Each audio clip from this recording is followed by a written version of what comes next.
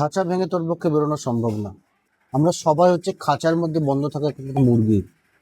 যারা মুরগির দোকানে মুরগি কিনতে গেছে তারা দেখেছে যে যখন মুরগিওয়ালাটা মুরগি বিক্রি করছে কখনো কখনো খাঁচার দরজাটা খোলা হচ্ছে, তাও মুরগিগুলো ভয়ে পালিয়ে ভিতরে চলে যাচ্ছে।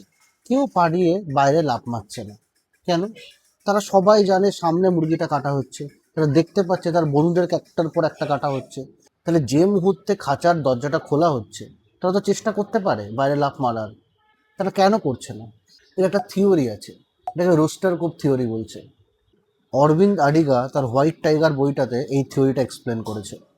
এটার ওপরে নেটফ্লিক্সে হোয়াইট টাইগার নামের একটা সিনেমাও হয়েছে। সবাই হোয়াইট টাইগার হতে পারে না। হোয়াইট টাইগার সমাজের নর্মগুলোকে ভেঙে ও বেরোনোর ক্ষমতা রাখে। বাকি অধিকাংশ লোক হচ্ছে সেই খাঁচায় বন্ধ করা মুরগি। সামনে বিপদ হচ্ছে দেখেও সে তার খাঁচা ভেঙে বেরোনোর একটা সুযোগ পর্যন্ত নেয় না। হতে পারে সেও মারা যাবে, কিন্তু সুযোগটা নিতে ক্ষতি কী আছে? আর আমরা নিজেদের জীবনেও সবাই সবার খাঁচার মধ্যে বন্দী। কেউ তার বাড়ির খাঁচাতে বন্দী, কেউ তার মানসিক খাঁচাতে বন্দী, কেউ তার কর্মক্ষেত্রের খাঁচাতে বন্দী, কেউ তার ওভার থিঙ্কিংয়ের খাঁচাতে বন্দী।